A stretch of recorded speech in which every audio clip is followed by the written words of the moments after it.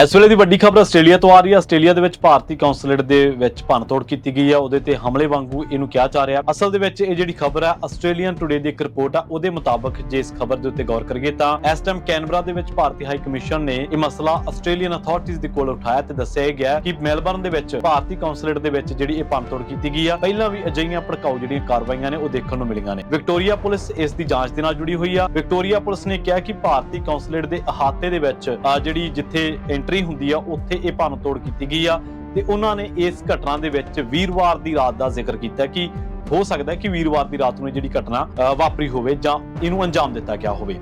ਉਧਰ ਦੂਜੇ ਪਾਸੇ ਜਿਹੜਾ ਭਾਰਤੀ ਕੌਂਸੂਲੇਟ ਆ ਉਹਨੇ ਟਵਿੱਟਰ ਦੇ ਉੱਤੇ ਇਹ ਜਿਹੜੀ ਜਾਣਕਾਰੀ ਦਿੱਤੀ ਹੈ ਕਿ ਭਾਰਤ ਦੇ ਕੌਂਸੂਲੇਟ ਜਨਰਲ ਦੇ ਅਹਾਤੇ ਦੇ ਵਿੱਚ ਮੈਲਬਰਨ ਦੇ ਵਿੱਚ ਸ਼ਰਾਰਤੀ ਅਨਸਰਾਂ ਦੇ ਵੱਲੋਂ ਛੇੜਛਾੜ ਕੀਤੀ ਗਈ ਆ, ਭੰਨਤੋੜ ਕੀਤੀ ਗਈ ਹੈ, ਜਿਹੜਾ ਮਸਲਾ ਆਸਟ੍ਰੇਲੀਅਨ ਅਧਿਕਾਰੀਆਂ ਦੇ ਕੋਲੇ ਉਠਾਇਆ ਗਿਆ। ਉਹਨਾਂ ਨੇ ਕਿਹਾ ਕਿ ਇਸ ਮਾਮਲੇ ਦੇ ਵਿੱਚ ਜਿਹੜੀ ਵਿਕਟੋਰੀਆ ਪੁਲਿਸ ਆ ਉਹਦਾ ਜਿਹੜਾ ਤਰਜਮਾਨ ਆ ਉਹ ਕਹਿੰਦੇ ਕਿ ਹਾਲੇ ਤੱਕ ਅਸੀਂ ਕਿਸੇ ਮਸ਼ਕੂਕ ਕਿਸੇ ਹਮਲਾਵਰ ਦੀ ਪਛਾਣ ਨਹੀਂ ਕੀਤੀ ਇਸ ਮਾਮਲੇ ਦੇ ਵਿੱਚ ਤੇ ਇਹ ਵੀ ਕਿਹਾ ਕਿ ਜਿਹੜੇ ਵੀ ਲੋਕ ਇਸ ਘਟਨਾ ਦੇ ਬਾਰੇ ਜਾਣਦੇ ਨੇ ਜਦੋਂ ਉਹ ਲੰਘ ਰਹੇ ਸੀ ਇਹਨਾਂ ਇਲਾਕਿਆਂ ਦੇ ਵਿੱਚੋਂ ਜਾਂ ਜੇਕਰ ਕਿਸੇ ਵੀ ਰੂਪ ਦੇ ਵਿੱਚ ਉਹਨਾਂ ਨੇ ਦੇਖੀ ਆ, ਉਹਨਾਂ ਕੋਲੇ ਤਸਵੀਰ ਆ, ਉਹਨਾਂ ਨੇ ਵੀਡੀਓ ਬਣਾਈ ਆ ਤਾਂ ਉਹ ਅਥਾਰਟੀਜ਼ ਦੇ ਕੋਲ ਪਹੁੰਚ ਜਿਹੜੀ ਆ ਉਹ ਜ਼ਰੂਰ ਕਰਨ। ਸੋ ਇਹ ਬੜੀ ਵੱਡੀ ਖਬਰ ਕਿ ਮੈਲਬਰਨ ਦੇ ਵਿੱਚ ਭਾਰਤੀ ਕੌਂਸੂਲੇਟ ਦੇ ਵਿੱਚ ਮੁੜ ਭੰਨਤੋੜ ਕੀਤੀ ਗਈ ਆ।